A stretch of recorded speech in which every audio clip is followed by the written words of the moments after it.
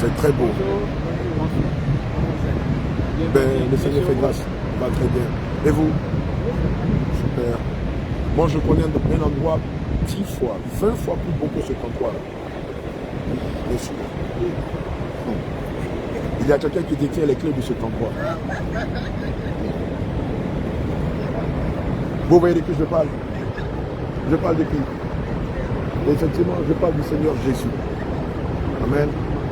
L'endroit qui nous réserve est 1 milliard de fois plus beau que les chutes du Niagara. Et tout naturellement, si nous aspirons belles choses, comme le dit Colossiens 3, verset 1er, si donc nous sommes morts et ressuscités avec Christ, cherchons les choses d'en haut. Amen. Et s'il y a un petit truc que j'aimerais vous partager, c'est de vraiment chercher les choses d'en haut. Vous êtes chrétien? Musulman? Mais vous savez que Christ a donné sa vie à la croix pour vous. Oui. C'est pour vous qu'il a versé son sang à la croix, pour le pardon de vos péchés.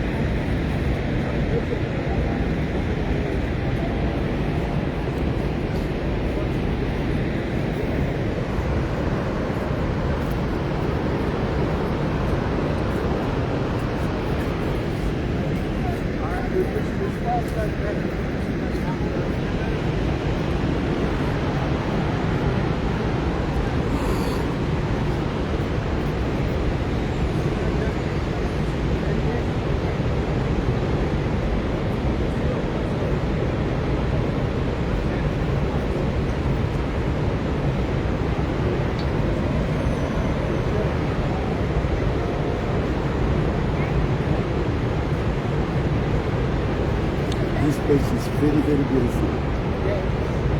But you know that, I know the place is very, very beautiful than this place. I tell you the truth. You want to see it? Not right now, but if I can show you the way. It's beautiful. Very, very beautiful. It's lovely. That's why you want to show you the way to get there. Do you want to know the place? No, I can show you how to get there. And then jump right down and get back to where. You don't pay money, you don't pay anything, it's free. Anything. This place is free.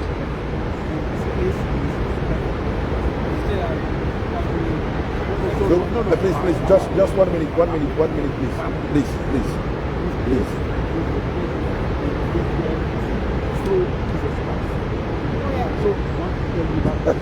Here are we.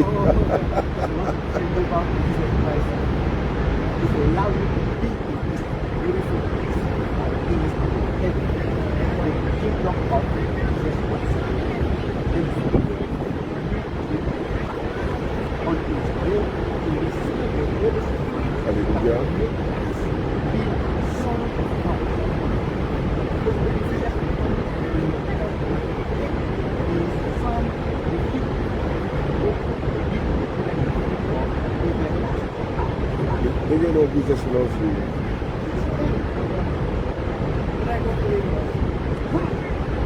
If you believe on this spot, But you don't believe. yes, it's there, you see it. But the one who created all this It's true. I tell you the truth. see what the created but you don't believe on who pray this water. And this is not good. And as they say, it's dangerous. Do you know Jesus died for your sin? And he wants to save you. I tell you the truth. Okay, bye-bye. May God bless you. Bye-bye. Alléluia.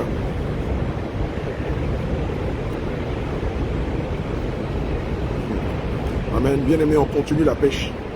Et vous savez que l'une des vertus du pécheur, c'est la patience. Alléluia. On peut vous aider à prendre une photo?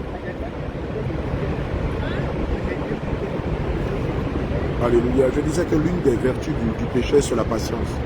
Et c'est aussi l'un des fruits de l'esprit, n'est-ce pas? Amen, la patience. Alléluia.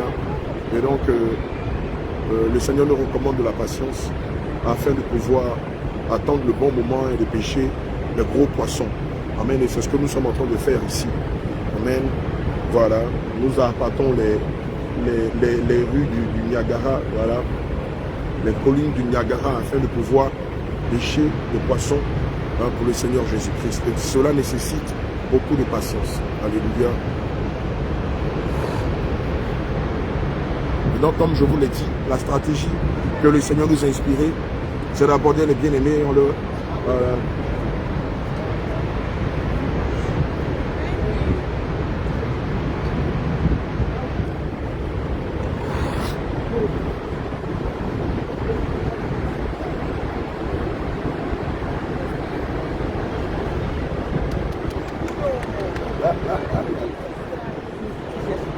Alléluia.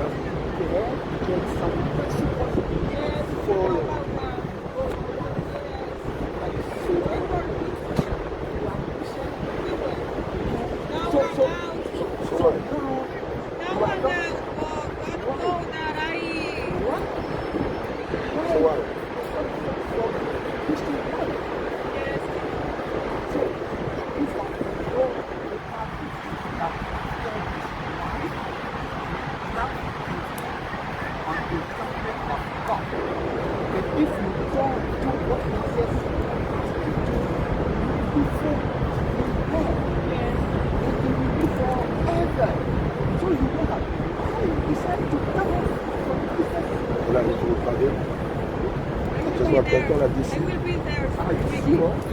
Quelqu'un l'a déçu. Somebody deceived you. Somebody deceived you. What happened is that you left me. Est-ce qu'elle a réellement rencontré le Seigneur? Peut-être que quelqu'un l'a blessé. So what happened is that you left me. Même si quelqu'un l'a blessé. Even something that happened in life. Ce n'est pas le Seigneur Jésus qui l'a blessé. That happened in life, but it's not Jesus who did this. Alléluia. Je sens que quelqu'un l'a blessé. So you feel that someone helped you. Et c'est pourquoi elle a décidé d'avoir That's un why you blessé. decided to return Jesus Christ. I'm sure this has what happened. No. It's not what God has paid. Son cœur a su quelque chose. The day you decided to left, Jesus used that something to take that. C'est pourquoi elle a rétrogradé. That's why you decided to quit. Elle dit que le Seigneur Jésus l'aime. But Jesus, I like to remind you that Jesus loved you.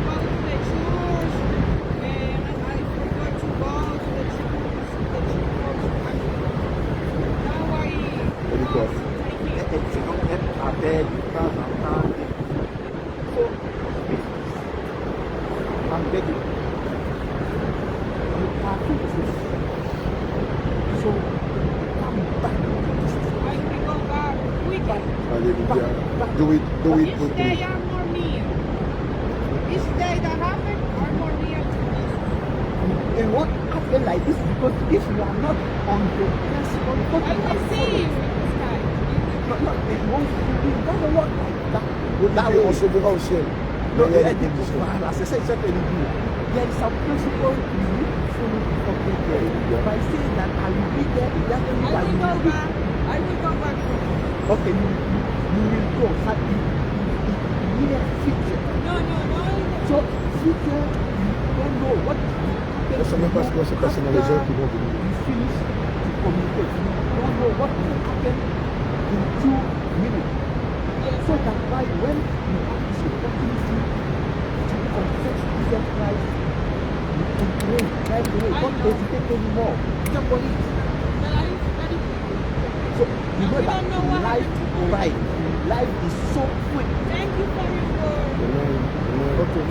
Dis-lui de résolument s'attacher au Seigneur parce que les temps sont mauvais. Thank you so much. Thank you so much. Okay, thank you. Morning. Can I talk with you just 1 minute, please? Oui, Ivory Coast, en Afrique. tu parles français en fait. Ah, je parle français. Ok, Ah, ok. ça va me faciliter la tâche. Super. Effectivement. Tu es français? Oui, je suis français. J'étais en France, Ah, d'accord. Moi, je suis ivoirien, je viens de l'Afrique, mais j'ai fait la France. J'ai salué 2 fois en mission en France. Cette année et l'année dernière. Voilà, on est allé pour le feu du réveil et tout ça.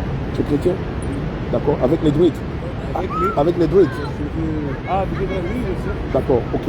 Est-ce que tu sais que dans la parole de Dieu, Dieu recommande à l'homme de garder des cheveux courts et à la femme de garder de longs cheveux?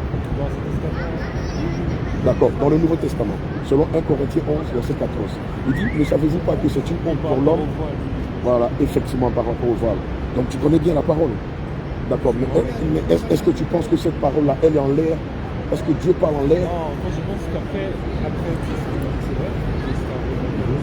Moi je pense que du tout, il y a un contexte là pour utiliser l'information pour D'accord. je peux reconnaître que les choses qui sont D'accord. je pense qu'il y a un contexte à penser les choses. Attention. Non, mais c'est vrai, il y a un contexte. On entend ça le plus souvent. Mais c'est un fait. Après, c'est pas pour dire que machin, c'est bien ou quoi. Je veux dire, il y a un contexte à chaque chose. Parce que la situation morale, c'est réel. Ça, c'est bon, le ça, c'est dans un contexte. On dit que si elle est plus pasteur aussi. Donc, c'est que la vie aussi, ça va tout décider. C'est là que c'est plutôt Dieu. C'est plutôt Mais bien sûr, Pasteur a raison. Pasteur a raison. Puisque. D'accord. Effectivement, comme tu viens de le dire, Pasteur a raison. Amen. Ça veut dire qu'elle, en tant que femme, lorsqu'elle professe le Seigneur, lorsqu'elle loue Dieu, lorsqu'elle adore le Seigneur Jésus-Christ, tout naturellement, elle doit mettre le voile sur sa tête. Tu peux faire ça, comme ça. Ok. Ouais, ce genre de. Ça arrive beaucoup. Voilà. Ça arrive beaucoup dans l'église, c'est genre, surtout pour nous, jeunes chrétiens, ce genre de. Ça nous amène toujours ça nous pousse toujours à une nouvelle réflexion et à remettre en question votre foi. Effectivement, ça veut dire quoi? Est-ce que ce qui est écrit peut être balayé du revers de la main? Ou est-ce que nous devons prendre à la lettre ce qui est écrit? Amen. Surtout que nous savons que ce qui est écrit est esprit et vie. Ça veut dire quoi? Ça veut dire que si je m'y attache, si je m'attache à la parole de Dieu, en elle, j'ai l'esprit de Dieu et j'ai aussi la vie éternelle. Puisque notre but final, c'est d'obtenir la grâce du salut. Or, la grâce du salut ne peut s'obtenir que par la mise en pratique de la parole de Dieu. Cela veut dire quoi? Cela veut dire que si je dis que je suis chrétien et que je prends la parole de Dieu à la légère, est-ce qu'au soir de ma vie, si la trompette sonne, je ne risque pas de rater le ciel? Amen. Grande question. Maintenant, si je prends à la lettre ce qui est écrit et que je vis conformément à la parole de Dieu, parce que si la trompette sonne, Dieu ne me fera pas la grâce d'obtenir la vie éternelle. Surtout quand lit 13, au verset 24, le Seigneur nous demande de faire des efforts. Le Seigneur sait que humainement on ne peut pas avoir accès au ciel. Mais il nous demande de rechercher principalement le Saint-Esprit. Que le Saint-Esprit nous aidant, nous permettra de marcher, non pas comme le monde le veut, mais comme la parole de Dieu le veut. Et je suis sûr et certain que si le Seigneur permet qu'on se rencontre, non seulement c'est pour te rappeler cela, mais pour te dire que tu as appelé en tant que jeune à servir Dieu, et toi aussi aller dans le monde, aller par le monde et d'annoncer la doctrine de Christ, qui s'appelle la Sainte Doctrine. Tu as déjà entendu parler de la Sainte Doctrine? Oui, bien sûr. Amen. D'accord. La Sainte Doctrine pour toi, c'est ça me plaît. Oui, ça me plaît là. exactement, ça devient. Ça renvoie à l'évangile, c'est ça. Ça renvoie à l'évangile. À la bonne nouvelle. Effectivement. Et évidemment, comme toute discipline, puisque l'évangile c'est une discipline. Amen. Puisque Matthieu 28, verset 19 dit, allez dans toutes les nations et faites des disciples. Et donc l'évangile ou le christianisme c'est une discipline. Comme les arts martiaux, comme le Nabudo, comme l'aïkido. Et donc, en tant que disciples de Jésus, nous devons être à même de comprendre la dynamique du Saint-Esprit. Comment marcher dans ses voies? Comment plaire au Seigneur? Un peu comme une épouse qui va chercher à plaire à son époux. Amen. Mais si l'épouse qui se prépare à la rencontre de l'époux passe son temps dans la distraction, dans la mondanité, dans la vanité, dans beaucoup de choses qui font à l'encontre de la parole de Dieu. Parce que l'épouse est réellement en train de se préparer. Et évidemment, qu'est-ce que tu fais partie de l'épouse?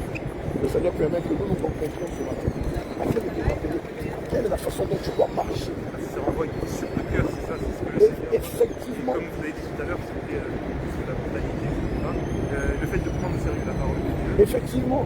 Effectivement. C'est révélé sur le Tout à fait. Le livre dit, le Seigneur Jésus dit dans sa parole, jeune homme, réjouis-toi dans ta jeunesse. Amen. Marche selon les désirs de ton cœur. Mais n'oublie pas qu'un jour, tu passeras en jugement. Amen. Mais ce serait dommage d'avoir dit qu'on est chrétien, d'avoir fait beaucoup de choses dans l'église, mais malheureusement au soir de sa vie, que le Seigneur nous dise, mais Matthieu 7, verset 21 dit quoi? Ce ne sont pas tous ceux qui me diront Seigneur, Seigneur, qui hériteront du royaume des cieux. Ils font la volonté de Dieu. Effectivement. Et la volonté de Dieu, c'est que ceux qui entendent l'évangile, la bonne nouvelle, croient à l'évangile. Effectivement. Mais du coup, c'est qu'après, on a aussi cette facilité de penser que si je crois, c'est bon. Mais ça ne se limite pas à là. Oui, mais vraiment croire révèle ta posture de cœur et par conséquent, tu fais des œuvres pour le royaume. Effectivement, c'est ce qu'on appelle les œuvres de la foi. Amen. C'est comme une femme qui dit à la mairie, devant le maire, devant l'officier d'état civil, devant sa famille, devant sa belle famille, devant ses amis, oui à son mari.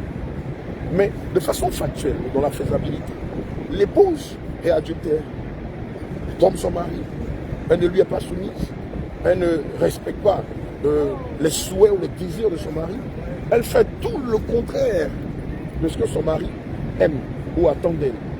C'est l'attitude de bon nombre de personnes qui disent oui, je vais à l'église, qui ont dit oui au Seigneur Jésus, mais dans la praticabilité des faits, font tout le contraire de ce que le Seigneur fait.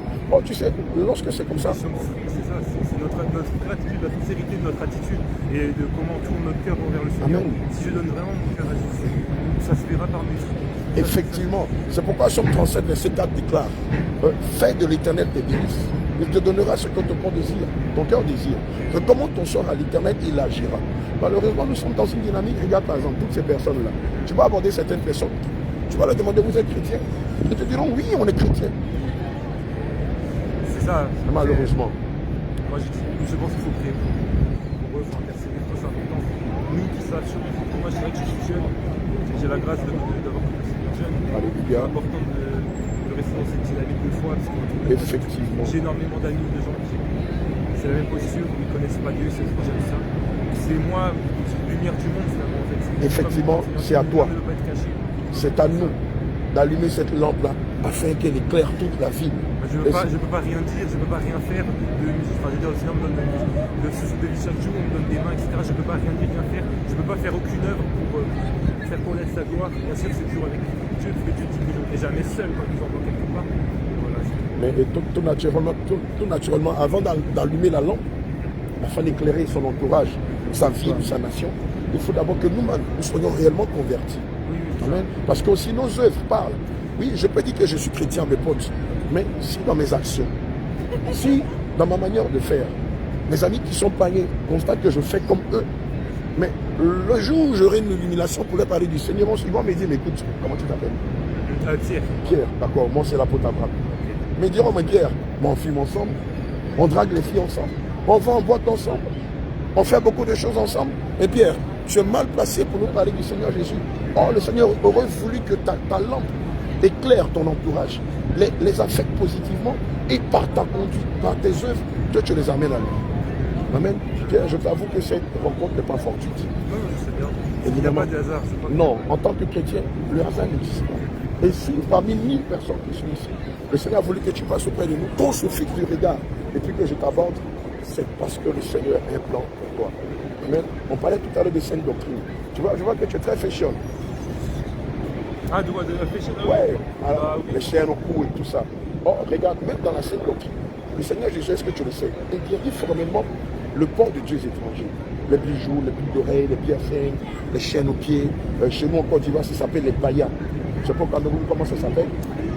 Je ne sais pas, je vais pas. Voilà, si Abraham Paul était, elle allait donner le nom. Tu vois, en Côte d'Ivoire, tu vois, les femmes portent des perles à leurs hanches ou des chaînes Et quand elle marche, ça fait beaucoup de bruit. Et le but, c'est pour séduire. Or, naturellement, lorsqu'on lit les Écritures, tu verras que depuis le livre de Genèse 35, amen, jusqu'au livre de 1 Timothée 2,9, jusqu'au livre de 1 Pierre 3,3, le Seigneur interdit formellement le port des bijoux, sous toutes ses formes.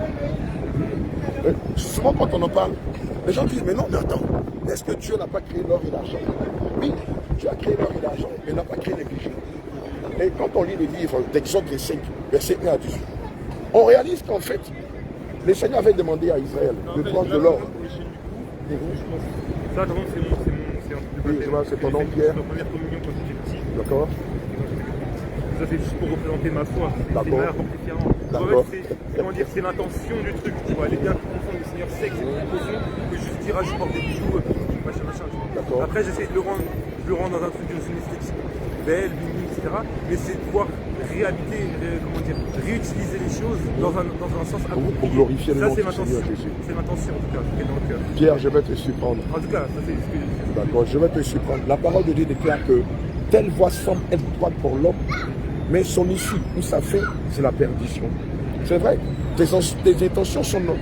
Quand on lit les Écritures, on est choqué de voir quelqu'un qui a fait de bonnes intentions. Il s'appelle Uza. Je ne sais pas si tu connais l'histoire de Uza. Non, c'est D'accord, Uza.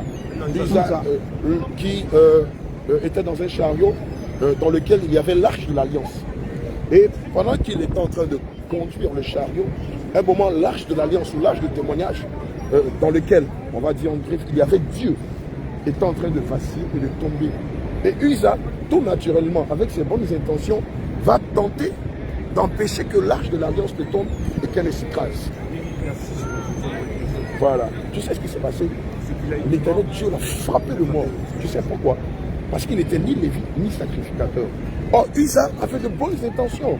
Mais en tant qu'être humain, on me dit que on me donne le devoir de conduire l'arche du témoignage dans lequel Dieu est. Et Dieu le sait qu'il avait de bonnes intentions. Oui, c'est important. effectivement. Mais il est obligé de faire une punition visible. Tout Parce à qu'il y a fait. une conséquence, en fait, c'est l'Ancien Testament, donc il y avait des conséquences sur son Tout à fait.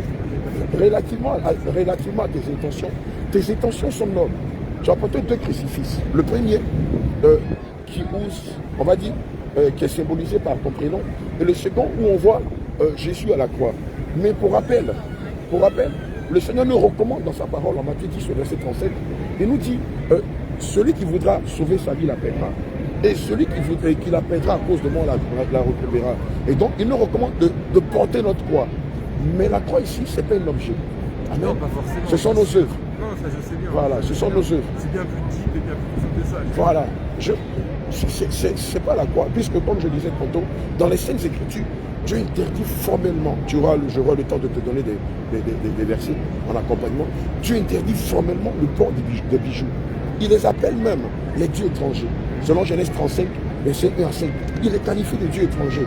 Quand on lit Exode 33, verset 1 à 5, le Seigneur même menace Israël en leur disant, si je descends un instant au milieu de vous, je vous consumerai. Mais parce qu'il y avait une question d'adoration aussi de leur part, donc c'est toujours intentionnel finalement. Effectivement, parce que dans le étant contexte, sorti, dans le contexte de l'époque, ils utilisaent des bijoux, ils faisaient des statues, ils faisaient des choses, mais comme aujourd'hui, voilà, comme aujourd'hui, beaucoup parmi nous portent des bijoux sans savoir que derrière, il y a des principautés, il y a des dominations, il y a des autorités qui manipulent.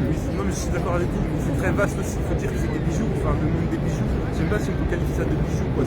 C'est même pas du vrai argent, c'est même pas. C'est des ornements. C'est quelque chose de très. Oui, mais. On va dire de très. Bon, je t'ai compris. Mais c'est ce que je te disais tantôt. La Bible dit que telle voie semble être droite pour l'homme, et son issue, c'est la mort.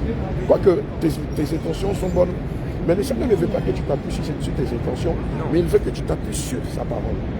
Que dit sa parole en ce qui concerne les bijoux? Que dit sa parole en ce qui concerne les druides? Que dit sa parole? Regarde, ici au Canada, la majeure partie des femmes sont en pantalon.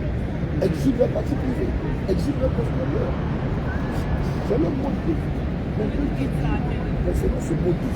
Est-ce que ce motif est conforme à sa parole ou elle est contraire à sa parole?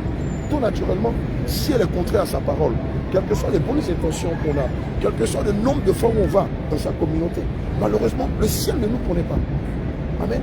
Le Seigneur ne nous connaît pas. Parce que le Seigneur veut qu'on le connaisse, il veut nous connaître. Et pour ce faire, il nous appelle non seulement à l'accepter comme une épouse qui va dire oui à son mari à la mairie, mais plus loin, dans la faisabilité, qu'une épouse et un époux apprennent à se connaître et apprennent à savoir quelles sont leurs forces, leurs faiblesses, ce que l'un aime et ce que Je l'autre. n'ai jamais connu ceux qui ont été focalisés sur les œuvres, qui pouvaient faire, etc. Mais c'est plutôt une attention. Bien sûr.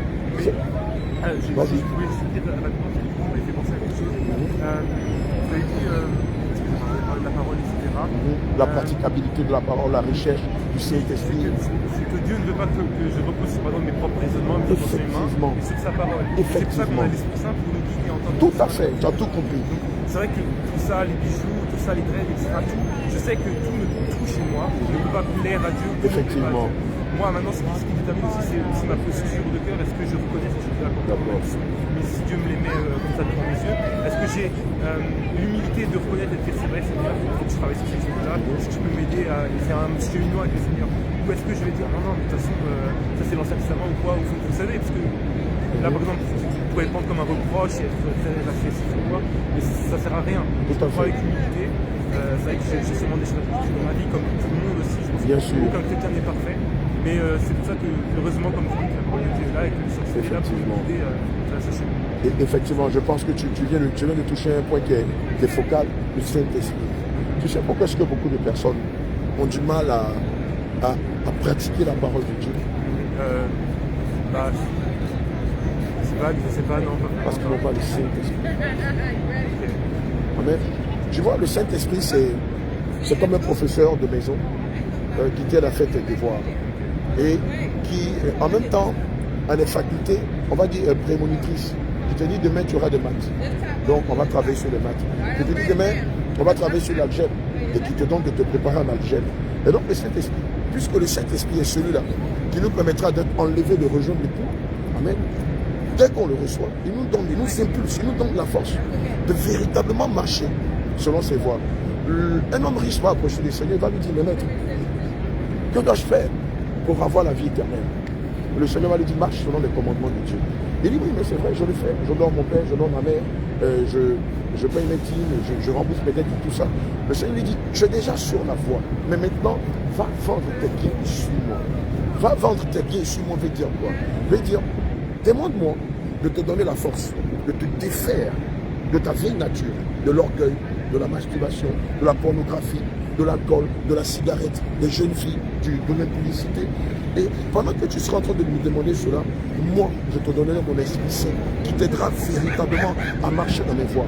Parce que je sais qu'en tant qu'être humain, il est impossible à l'être humain, dans la chair, de faire la volonté de Dieu. Amen. C'est pourquoi le Seigneur pouvait dire, à vous, cela est possible, mais à Dieu, tout est possible.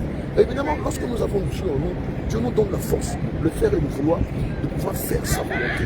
C'est pourquoi Matthieu 7, verset 21 déclare, ce ne sont pas tous ceux qui me diront Seigneur, Seigneur, qui hériteront du royaume des cieux, mais celui-là seul qui fait la volonté de mon Père qui est dans le lieu céleste. Et donc le but du Seigneur Jésus, c'est de lui demander le Saint-Esprit qui nous donnera la force d'abandonner les femmes, l'alcool, la vanité, la mondanité, évidemment la luxure et toutes ces attractions qui rendent gloire à la chair. Amen. Et je le disais tantôt, cette rencontre n'est non seulement pas fortuite, mais c'est parce que le Seigneur veut te ramener à lui. C'est vrai, on voit que tu as du zèle, on voit que tu aimes le Seigneur Pierre. Amen. Assurément. Si, ça se voit.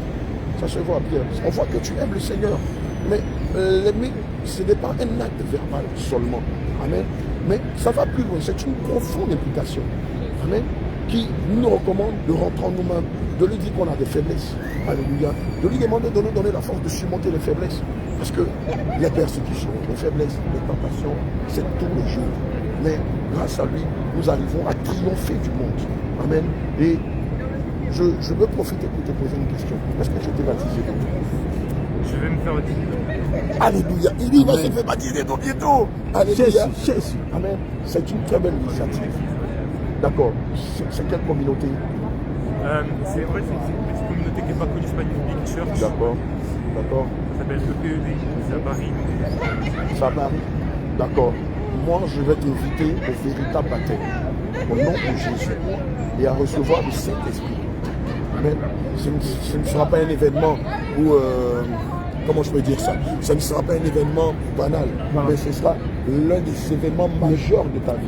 Alléluia. Parce que ce baptême que tu vas recevoir sera suivi du baptême du Saint-Esprit, qui fera de toi, Un non pas, enfant de Dieu. non pas le membre de ta communauté, mais qui fera de toi un disciple de Jésus. Parce qu'aujourd'hui, le Bible, c'est quoi? C'est qu'on perd de vue le fait que le Seigneur nous recommande, nous en tant que serviteurs, de faire de ces brebis des disciples. Tu vois, le truc aujourd'hui, c'est que nous, quand on baptise les gens, quand je dis non, je ne fais pas allusion à moi, mais quand on baptise les gens, on perd de vue qu'on est en train de les préparer pour le ciel. Et que de faire des disciples de Jésus, on fait simplement des membres d'une communauté. Et là, le membre de la communauté connaît bien les règles de la communauté, mais ne sait rien de la sainte doctrine.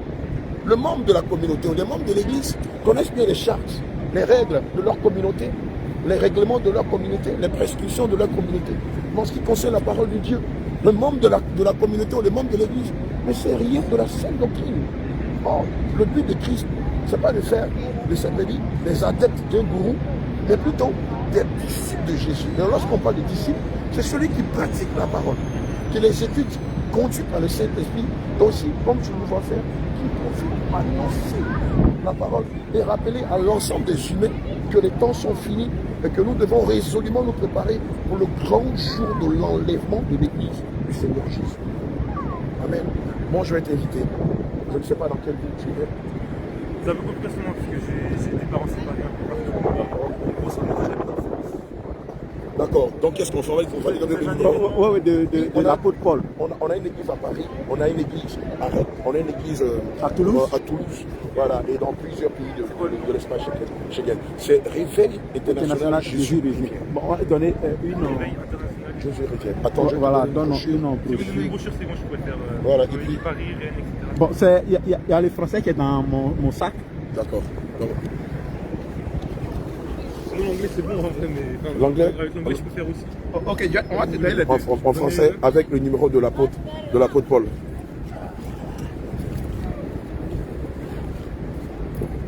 Alors, on va te donner le numéro de l'apôtre Paul, de l'homme de Dieu, Ézéchiel. On va prendre lui son numéro aussi. Voilà, comme ça.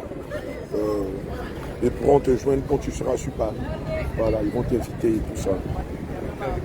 C'est une grande famille. Toutes les informations sur la brochure. Oui, c'est une grande famille qui est cosmopolite et on a des enfants de Dieu de partout qui adhèrent à la sainte doctrine et qui sont en train de préparer leur lampe et leur huile pour l'avènement du Seigneur Jésus. Amen. Et ce n'est que ça qu'on prêche. Donc on ne va pas prêcher l'évangile basé sur la prospérité, sur le leadership, sur le développement personnel. Non. Tu as un stylo? On va mettre le numéro de l'apôtre Paul. Non, ce n'est pas cet évangile qui ressemble à du marketing et qui malheureusement trompe. Le Seigneur nous avait prévenu de l'arrivée. Effectivement, voilà, des faux prophètes. Effectivement. Voilà. Je connais.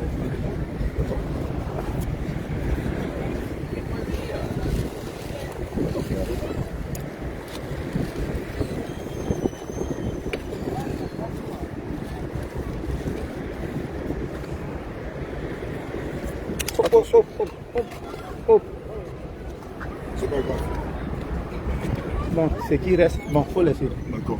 Ça va aider quelqu'un aussi. C'est pas en fait que c'est tombé. C'est pas en vain.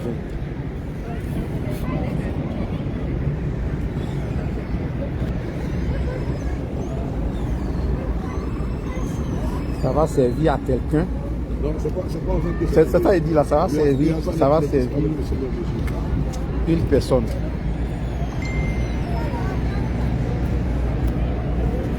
J'ai les doigts qui sont gelés. Ah, C'est pas la boutique. Donc je galère. Voilà, donc comment on va mettre le numéro de la personne. Faudra prendre son numéro aussi. oui. Tellement mes doigts sont gelés. Même pour écrire. Ouais, Plus c'est comme ça. 33. 6.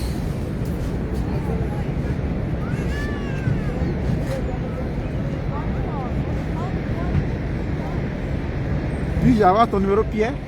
Ton numéro Donc 07 07 53 53 21 31 21. Ah, 21, ok, désolé. Pas grave.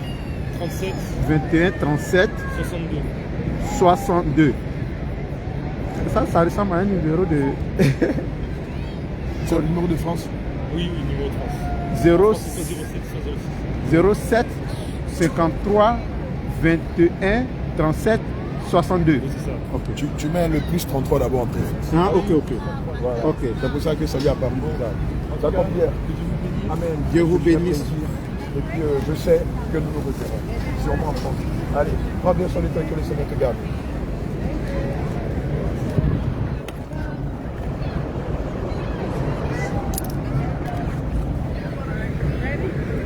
Hi.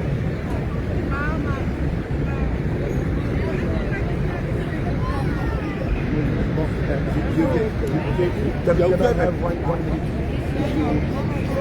Just 1 minute.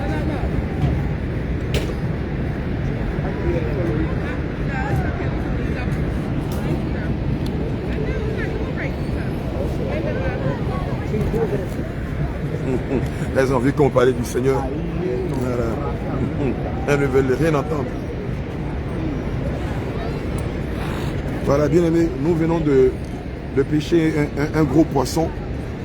Amen, en l'occurrence le bien-aimé Pierre. Et nous prions que, voilà, que les hommes de Dieu de Paris prennent attache avec lui. Il a dit qu'il avait à cœur de se faire baptiser. Et je crois que le Seigneur a répondu à nos prières. Cri de guerre, Jésus. Cri de guerre, Jésus. Cri de guerre, Jésus. Cri de guerre, Jésus. Cri de guerre, Jésus. Cri de victoire, Jésus. Cri de victoire, Jésus. Cri de terreur, Jésus. Alléluia. Bien aimé, la parole de Dieu déclare qu'il y a beaucoup de joie lorsqu'une âme est gagnée. Amen. Et voilà, nous venons de rencontrer le bien-aimé Pierre qui n'a pas manqué de nous dire qu'il a à cœur de se faire baptiser.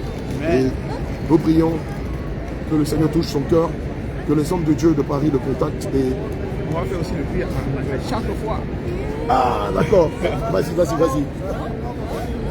Shout of war, Jesus. Shout of war, Jesus. Shout of war, Jesus. Shout of victory, Jesus. Shout of victory, Jesus.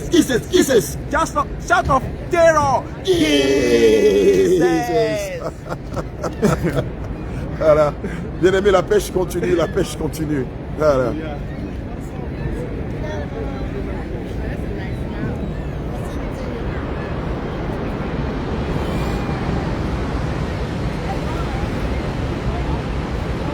Avancez un peu. C'est pas léger, non? Ah, ça va déjà. Hein. J'ai les lèvres qui sont fondues, les doigts qui sont gelés.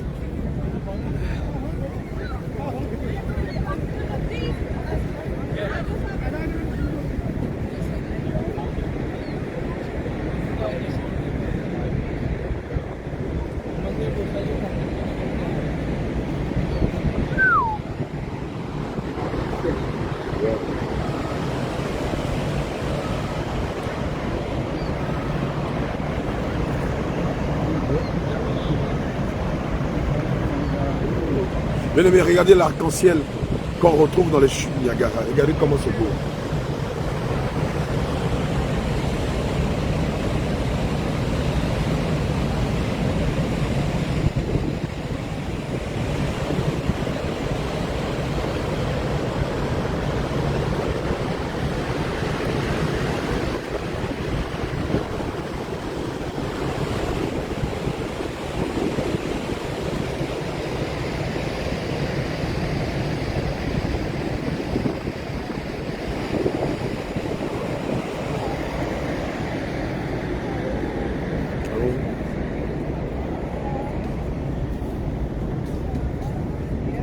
Hello, Dad. Hi, Dad. Jesus Christ. But can you oh, okay, but you can read it. Okay, thank you. Okay.